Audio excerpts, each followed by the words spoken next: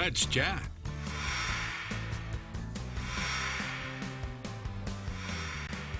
We are glad to have you back with us as we continue on this Thursday, the final day of October. You're also running into the final days to take advantage of your potential charitable contributions. Tax season is right around the corner. How do you maximize that? We turn to the experts, Morgan Hill with Hill & Hill Financial. Good to see you. Chip, it's always good to see you. Court Chip, thank you very much. There you Came up with that earlier this morning on the spur of the moment. There you go. As if you couldn't tell. I could tell. We only got a couple of months remaining in the year. What should we be looking out for to maximize the charitable contributions we are making, number one? And number two, how the tax laws change this year. When it comes time to file, I think we're going to be looking at kind of a shock. Yeah. One of the things that we look at, first of all, we have education in the area of tax, and we work with some wonderful CPAs and some wonderful tax professionals. So as I share this, I always encourage folks to consult their credentialed tax professional, their CPA. But there are a couple things, folks, that are happening as we kind of approach the end of the year. And Chip, we look at really one issue that goes hand in hand. It's one, your required minimum distributions, those pesky distributions you have to take once you reach 70 and a half. Right. Well, you have until December 31st, but then there are a lot of folks that go, well, I don't necessarily need that money, which is a blessing. Yeah. What can I do? And that's where these things called qualified charitable distributions come up.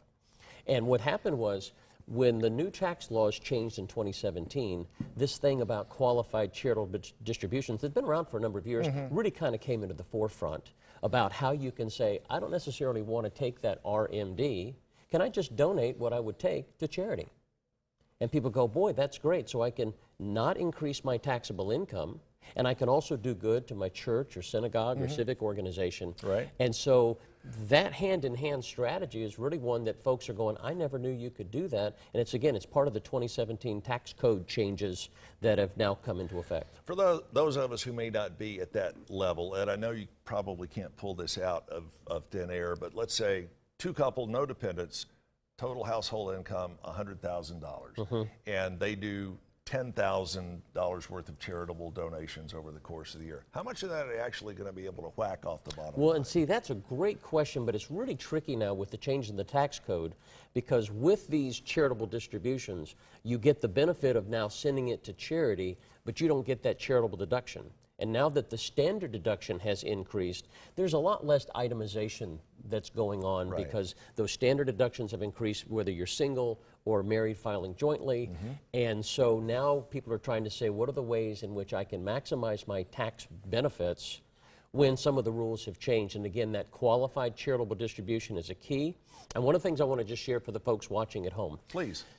When you have a qualified charitable distribution, and that money goes straight from your custodian of your IRA, and they, those, again, required, sorry for all the alphabet soup. No. IRA is your individual retirement arrangement, your retirement account.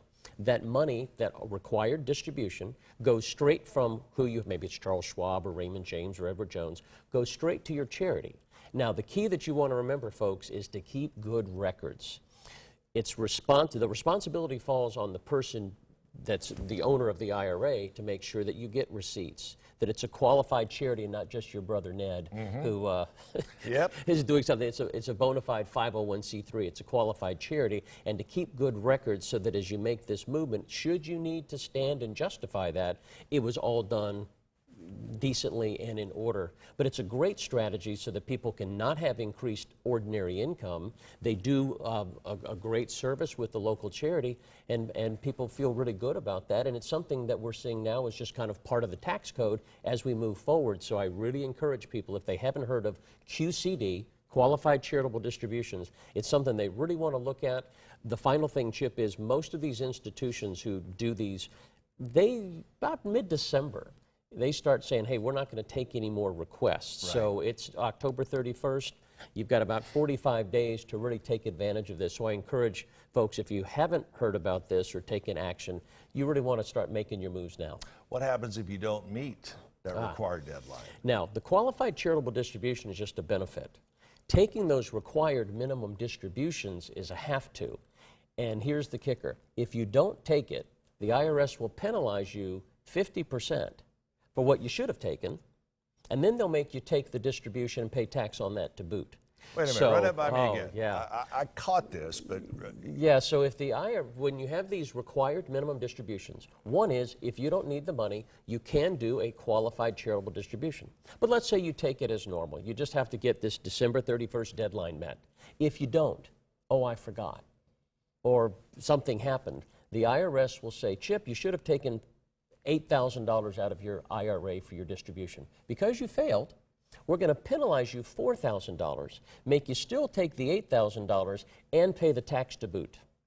It hurts. So this Yeah, is buddy. one where year end, we do a lot of work in our firm to make sure with our CPA professionals and whatnot that all of this is taken care of so people can take advantage of the tax code but also not get hit and have a tax bill. we have a book courtesy of you to give away. You bet. If you would like it, give us a call right now, 1-800-887-9647, 887-9647.